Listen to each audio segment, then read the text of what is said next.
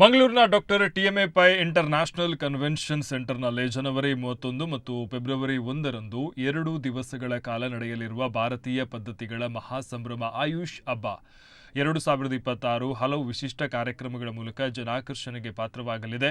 ಆಯುಷ್ ಹಬ್ಬ ಸಮಿತಿ ದಕ್ಷಿಣ ಕನ್ನಡ ಹಾಗೂ ಉಡುಪಿ ಜಿಲ್ಲೆಗಳ ಆಯುಷ್ ಮಹಾವಿದ್ಯಾಲಯಗಳು, ವಿವಿಧ ಆಯುಷ್ ಸಂಘಟನೆಗಳು ಹಾಗೂ ವೃತ್ತಿನಿರತ ಆಯುಷ್ ವೈದ್ಯರ ಸಂಯುಕ್ತ ಆಶ್ರಯದಲ್ಲಿ ಕಾರ್ಯಕ್ರಮ ಆಯೋಜಿಸಲಾಗಿದೆ.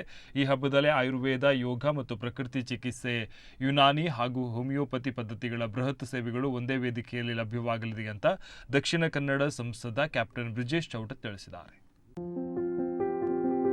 2026 ಆಯುಷ್ ಹಬ್ಬ ಇದೇ ಜನವರಿ 31 ಮತ್ತು ಫೆಬ್ರವರಿ 1ನೇ ತಾರೀಕು ಭಾರತೀಯ ಜೀವನ ಕ್ರಮ, ಭಾರತೀಯ ಆಹಾರ ಪದ್ಧತಿ ಇದೆಲ್ಲವನ್ನು ಒಳಗೊಂಡ ಒಂದು ಅತ್ಯಂತ ವಿನೂತನ ರೀತಿಯಂಥ ಆಯುಷ್ ಹಬ್ಬ ಆಯೋಜನೆಗೊಳ್ತಾ ಇರುವಂಥದ್ದು ನಮಗೆಲ್ಲರಿಗೂ ತುಂಬ ಸಂತೋಷ ಕೊಡುವಂಥ ಸಂಗತಿ.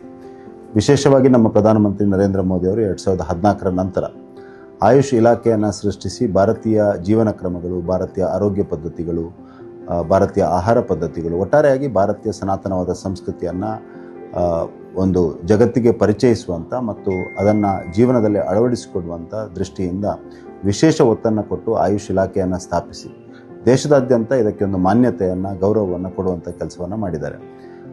ಭಾರತೀಯ ಜೀವನ ಕ್ರಮ ಇವತ್ತು ಜಗತ್ತೇ ಮೆಚ್ಚಿಕೊಂಡಿರುವಂಥದ್ದು, ಜಗತ್ತು ಅದನ್ನು ಆಧರಿಸಿಕೊಂಡು ಗೌರವಿಸಿಕೊಂಡು ಹೋಗ್ತಾ ಇರುವಂಥದ್ದು ನಮ್ಮೆಲ್ಲರ ಗಮನಕ್ಕೂ ಕೂಡ ಬಂದಿದೆ. ಆ ದೃಷ್ಟಿಯಲ್ಲಿ ಈ ಆಯುಷ್ ಹಬ್ಬ ಅತ್ಯಂತ ಶ್ಲಾಘನೀಯವಾದಂಥ ಒಂದು ಪ್ರಯತ್ನ.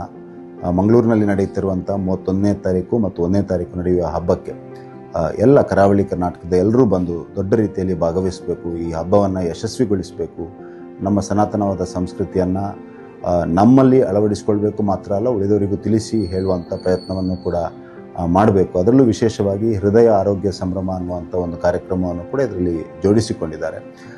ಲೈಫ್ ಸ್ಟೈಲ್ ಹೇಗಿರಬೇಕು ಮತ್ತು ಭಾರತೀಯ ಜೀವನ ಕ್ರಮದಲ್ಲಿ ಹೃದಯಕ್ಕೆ ಹೇಗೆ ನಾವು ಅದನ್ನು ಪೋಷಿಸ್ಬೋದು ಅನ್ನುವಂಥ ದೃಷ್ಟಿಯಿಂದ ಕೂಡ ಯೋಚನೆಗಳು ಇದೆ. ಆ ದೃಷ್ಟಿಯಲ್ಲಿ ನಾನು ಈ ಕಾರ್ಯಕ್ರಮಕ್ಕೆ, ಆಯುಷ್ ಹಬ್ಬಕ್ಕೆ ಶುಭವನ್ನು ಕೋರ್ತೇನೆ.